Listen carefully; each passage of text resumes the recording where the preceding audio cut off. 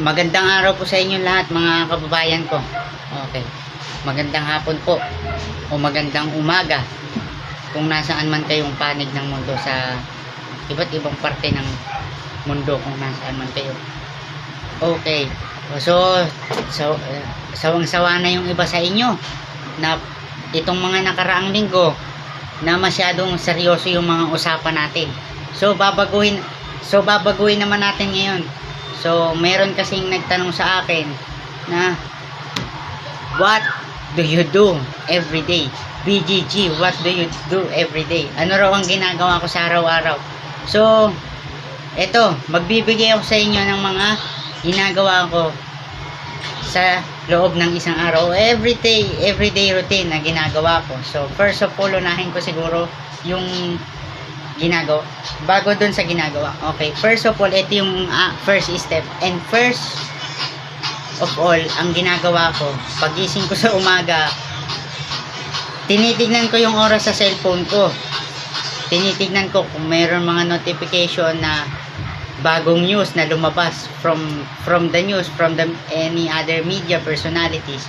Talagang tinitignan ko, hindi lang oras tinitignan ko, pati yung mga news, lahat ng klase ng balita, iba't ibang klaseng balita, tinitingnan ko. Ngayon, pag na-check ko yun, chine-check ko naman yung message ng aking mga kaibigan.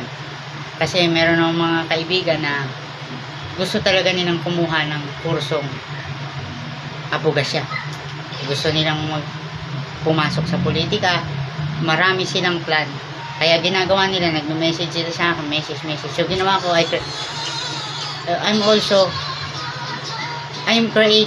I'm creating a GC group chat. Gumawa ako ng sarili naming group chat para kung may gusto silang sabihin, nandun na lahat sa GC na pwedeng basahin ng kung sino man, para wala nang kahit anong sikreto.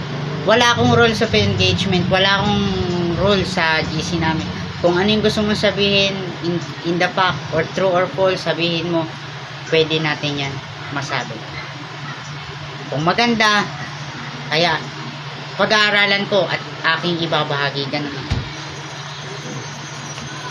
Pagtapos ko tignan yung mga yon, pagtapos ko tumingin sa cellphone ko, ang ginagawa ko naman, second step,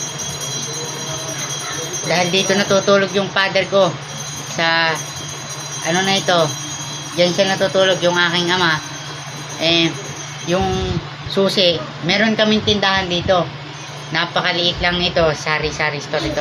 Hayaan nyo at pag minsan ipapakita ko sa inyo, itutur ko kayo sa mahiwagang tindahan, dahil sa loob ng isang linggo, sabi ko naman sa inyo, sa loob ng isang linggo, mag-update ako o gagawa ko ng isang video natin, mga reaction video at saka true to na ginagawa ng ating pamahalaan.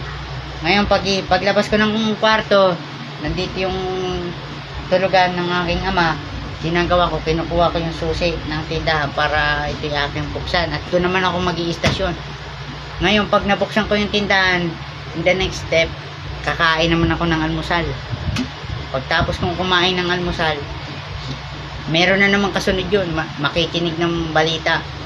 Addicted ako sa balita. I am very, at the age of 15 to 16 to 17 years old, mahilig na ako makinig ng news, kaya marami akong nalalaman. Lahat ng iba't ibang klaseng problema ng buong pangdaigdigan. So, yung mga tanong nyo, talagang alam ko. May mga nalalaman ako na kung minsan hindi ko talaga binabanggit. Very sensitive. Okay. Meron pang isang tanong. Sa akin. BGG, bakit? May nagtanong sa akin kung bakit ko raw ginagawa ang lahat ng mga yon. Yung pagtapik sa problema ng bansa, ba't tinutulungan natin yung gobyerno, yung national at saka local government. Kaya ho natin ginagawa yun. Yun ay sinisigaw natin para makarating sa ating pamahalaan. Dahil madalas nilalabas ng mga kabataan sa social media yung kanilang mga hinaing na gustong gawin ng pamahalaan na hindi nagagawa ng ibang mga lokal na gobyerno. Okay. Meron na naman ulit tanong. Sa hapon, pagka wala akong vlog, ang ginagawa ko lagi ako naka-stay sa tindahan, nakikinig pa rin ako ng news. Puro balita lang pinapakinggan ko. Puro balita. Paggabi, balita pa rin. Pero pag natapos ko na lahat yun, simula umaga, tanghali, gabi, matutulog na ako nun. And then, pag natulog, syempre, in the next day, ganun na naman yung routine ko. Magtitinda, pagtapos magtinda, tulog na naman. Meron na mga information na nakarating sa akin na mamayagpag na naman daw itong mga nangunguha ng bata. So hindi na muna natin yan itatapik ngayon dahil nga iba yung topic ko ngayon. Ang ginagawa ko lang naman sa araw-araw, nakikinig ng news, magtitinda, nakatambay sa tindahan. So, habang nasa tindahan ako, nakikinig talaga ako ng news. Lahat ng uri ng news pinapakinggan ko. Last year, ang network na pinakikinggan ko sa GMA Integrated News. So, nung natapos na yung 2024, this year of 2025, lumipat naman ako ng ibang network na mapapakinggan. Yung network na pinapakinggan ko ngayon is itong UNTV News and Rescue. So nakita ko very magaling sila. Hindi naman kasi may mga media talagang bayaran.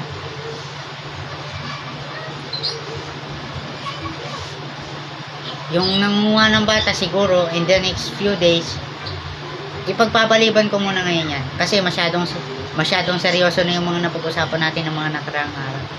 Well, kaya ko po ginagawa yung lahat para yung mga kabataan na nangangailangan, meron silang mapapakinggan, meron silang makukuhang information.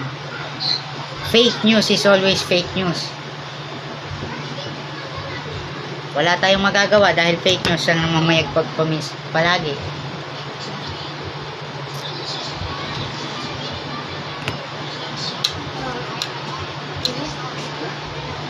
So, mga kababayan ko, my beloved countrymen, ipakikita ko lang sa inyo yung aking ama. Kung gaano to kapogi. Ito, yan yung aking ama. At ayun naman, yung kapatid ko, busy, naglalaro to ng GTA. Yung tatay ko, ito yung dabi sa lahat. Pero minsan, nagtatalo kami sa maliit na bagay. Pag nagtalo kami sa maliit na bagay, kung minsan, nagiging malaki yung pinagtatalunan namin. Minsan naman kasi, matigas ang ulo ko. May times na matigas ang ulo ko. Yung kahit ayaw niya, ginagawa ko kung minsan. Yung father ko, ayaw niya kasi talagang ayaw ng father ko yung laging namumulit. Ayaw ng father ko yung lagi kong content na namumulit. Ako also gusto ko. Sila, yung kapatid ko at saka yung aking ama, ayaw nila. So ngayon, gumawa naman ako ng ibang content, syempre. Marami kasing mga viewers na nag-comment na nagsasabi sa akin, medyo seryoso na yung tinatapik mo, BGG, palitan mo. Medyo iba naman. O ito, ginawa ko iba. Kasi may mga tanong, ano raw ang ginagawa ko sa araw-araw. Ayun, gaya ng sabi ko kanina, ako'y nagtitinda, pagising ko sa umaga, nagbubukas ng cellphone, at nagtitingin ng mga balita, nagtitingin ng mga message. Tapos, ayun, magtitinda, pag kakain, gawaing bahay na naman muli, In the next day, ganun din. Ganun lang ang buhay ng tao. Paikot-ikot lang. So, ayun naman po mga kababayan ko. Ako'y magpapaalam na sa inyo. Magandang araw po. At maraming salamat.